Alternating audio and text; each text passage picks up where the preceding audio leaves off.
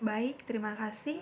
Kembali lagi bersama saya Laura Neno dengan NIM 2003020253, jurusan Ilmu Administrasi Bisnis kelas C, semester 1, Fakultas Ilmu Sosial dan Ilmu Politik, Universitas Nusa Cendana Kupang. Tujuan saya membuat video kali ini untuk memenuhi tugas mata kuliah dari pengantar sosiologi.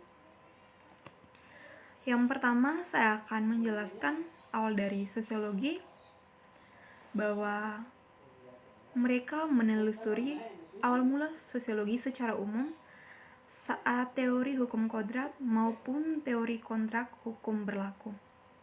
Menurut Sombart, bahwa bila tidak ada yang mutlak, biasa disebut ilmu sosiologi, menjadi mungkin.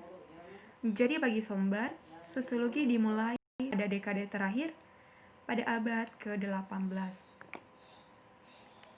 Berikutnya, menurut para ahli, yaitu Simmel, istilah ini dapat diterjemahkan sebagai kemampuan bersosialisasi, yaitu sosialitas, perusahaan, atau kehidupan sosial.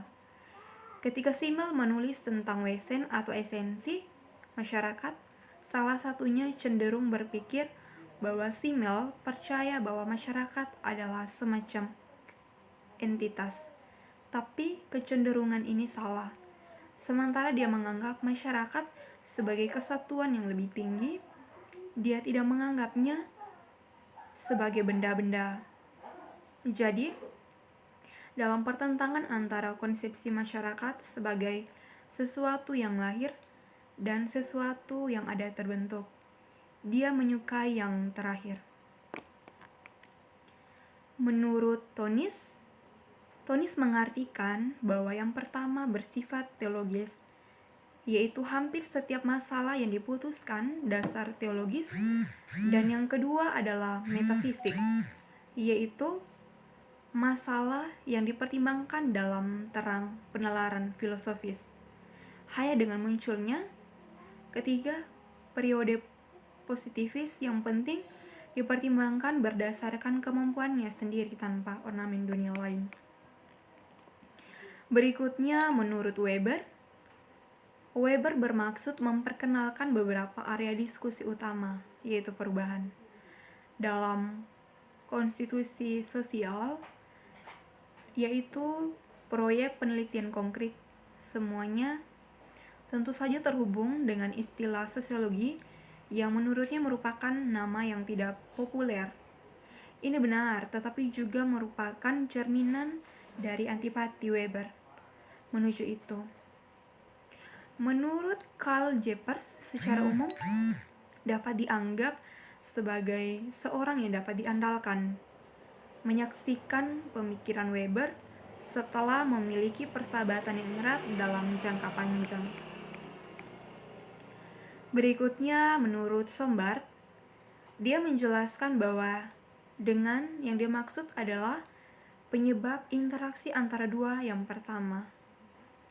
Makalahnya ini menarik untuk berbagai alasan. Yang pertama, salah satu sosiologi paling awal yang menyelidiki penyebab ini disebut koneksi. Sedangkan Simmel dan Weber memandang efeknya yang modern, ekonomi tentang kehidupan sosial. Sombart fokus dalam makalahnya secara khusus efek tertentu dari teknologi terhadap budaya modern. Sombart menggunakan budaya dalam dua pengertian. Yang pertama, ia menganggap budaya dalam arti sempit, menerapkannya musik, seni, dan kultivasi, sehingga ketika berbicara tentang musik modern, seni modern, dan percetakan modern, dia menggunakan budaya dalam pengertian yang sempit. Kedua, dia menerapkan konsep budaya pada kehidupan secara umum, pada kehidupan sehari-hari. Inilah pengertiannya yang digunakan istilah tersebut ketika dia membahas transportasi modern, penerapan jalan, percetakan, dan lain sebagainya. Berikutnya, menurut Rolstedt, bahwa implikasi etika dan sosial dari gagasan hukum kodrat terlepas dari sejarah panjang tentang pengertian hukum kodrat agak sulit untuk melakukannya dan menetapkannya. Ini sebagian berasal dari latar belakang agama dan sebagian lagi dari non-agama sumber. Terlepas dari apakah mereka setuju dengan pengertian alam hukum, hampir semua ulama setuju bahwa pada hakikatnya kehidupan manusia itu bertujuan, bahwa non-umat Kristen memahami hal itu yang berarti bahwa manusia memiliki beberapa yang terakhir. Tujuannya yaitu orang Kristen mengerti bahwa tujuan mereka adalah memenuhi tujuan yang sudah mereka tetapkan. Makalah dari DGS pertama konferensi pada konsep ras dan masyarakat, di mana dia menekankan dua hal yang berlawanan pemikiran. Yang pertama, gagasan tentang perjuangan untuk bertahan hidup, dan yang kedua adalah gagasan dukungan dari masyarakat manusia. Beberapa orang keberatan dalam gagasan seleksi dan menunjuk ke orang-orang terkenal yang berkontribusi sangat besar untuk budaya dan masyarakat meskipun cacat. Merupakan hasil dari sesuatu terjadi secara alami dan fantasi atau kepanikan sugesti, yaitu yang tampaknya demikian diproduksi oleh perasaan irasional massa. Berikutnya adalah kertas-kertas konferensi DGS yang pertama. Alam argumen lama tentang hakikat masyarakat. Ada pandangan yang signifikasi mistik dalam gagasan bahwa semua kehidupan manusia minim terlebih dahulu sama realitas. Dan ada pandangan bahwa esensi masyarakat seharusnya hanya sebuah konsep abstrak yang dapat dilakukan oleh pengamat realitas tunggal pegang setelah itu. Seperti halnya pohon dan sungai, rumah dan ladang dianggap sebagai sebuah pemandangan.